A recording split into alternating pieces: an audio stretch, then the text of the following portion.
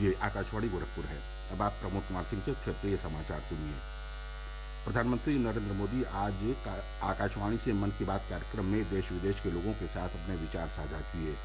उन्होंने कहा कि G20 समूह की अध्यक्षता भारत के लिए विश्व कल्याण का एक बड़ा अवसर है। श्री मोदी ने कहा कि इस अवसर का उपयोग विश्व की भलाई के लिए करना है और भारत इसके लिए प्रतिबद्ध है। उन्होंने कहा कि G20 की विश्व जनसंख्या में 2/3, विश्व व्यापार में 3/4 और विश्व सकल घरेलू उत्पाद में 85% की भागीदारी है। प्रधानमंत्री ने कहा कि आगामी दिनों में G20 की भारत की अध्यक्षता से जुड़े कई कार्यक्रम देश भर में आयोजित किए जाएंगे। प्रधानमंत्री ने विद्यालयों, महाविद्यालयों और विश्वविद्यालयों से अपील की कि वे G20 से जुड़ी चर्चाओं और प्रतियोगिताओं के अवसर सृजित करें। श्री मोदी ने कहा कि 18 नवंबर का दिन ऐतिहासिक था, क्योंकि इस दिन निजी क्षेत्र के पहले रॉकेट विक्रम एस को अंतरिक्ष में भेजने में सफलता मिली। प्रधानमंत्री ने कहा कि अंतरिक्ष कार्यक्रम से जुड़े अन्य देशों के मुकाबले इसकी लागत बहुत कम है। उन्होंने अंतरिक्ष प्रौद्योगिकी और नवाचार के क्षेत्र में उल्लेखनीय कार्य के लिए युवाओं की प्रशंसा की।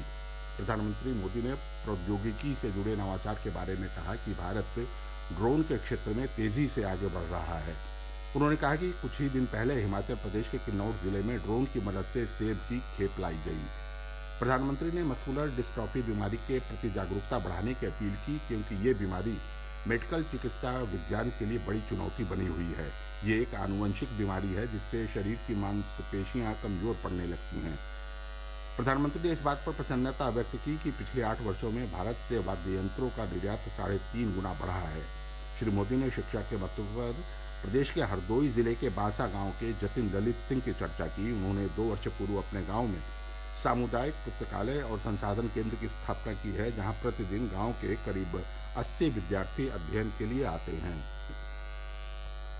मुख्यमंत्री योगी आदित्यनाथ ने आज अयोध्या में 1057 करोड़ रुपए की 46 विकास परियोजनाओं का लोकार्पण और शिलान्यास किया।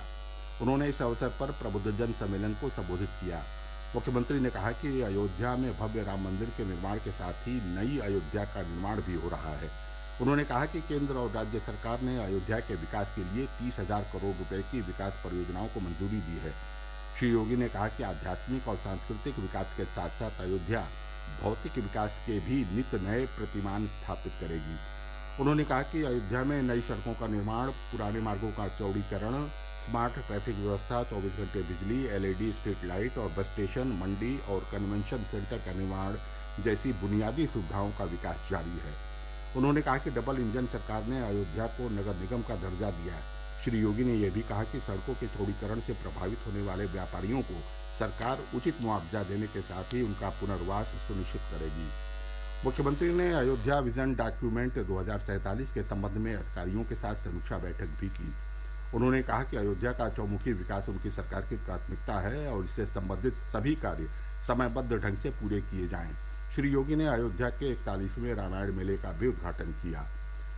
वाराणसी में चल रहे काशी तमिल संगमम में भाग लेने तमिलनाडु से आए चौथे दल ने आज सुबह हनुमान घाट पर स्नान किया और प्राचीन मंदिरों में दर्शन पूजन किया।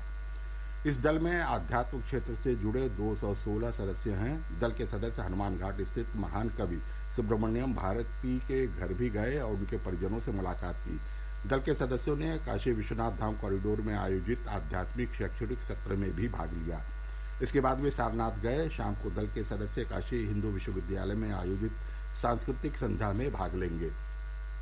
वाराणसी में काशी विश्वनाथ धाम के निर्माण के बाद पर्यटकों की संख्या बढ़ी है। इसी क्रम में महाराष्ट्र के घाटकोपर विधानसभा के विधायक राम कदम के नेतृत्व में 2,500 तीर्थयात्रियों का दल कल रात काशी पहुंचा। दल के सदस्यों ने आज सुबह गंगा स्नान के बाद पिंडदान किया और बाबा विश्वनाथ का दर्शन पूजन किया। विधायक राम कदम ने कहा कि वे यहाँ महाराष्ट्र के अपने साथियों को प्रधानमंत्री नरेंद्र मोदी द्वारा कराए गए विकास कार्य दिखाने लाए हैं। सभी ने काशी की सुंदरता की सराहना की। ये समाचार बुलेटिन हमारे YouTube channel AIR news Gorakhpur और ट्विटर हैंडल AIR न्यूज़_GKP पर भी उपलब्ध है। इसके साथ ही क्षेत्रीय समाचारों का ये बुलेटिन समाप्त हुआ। नमस्कार।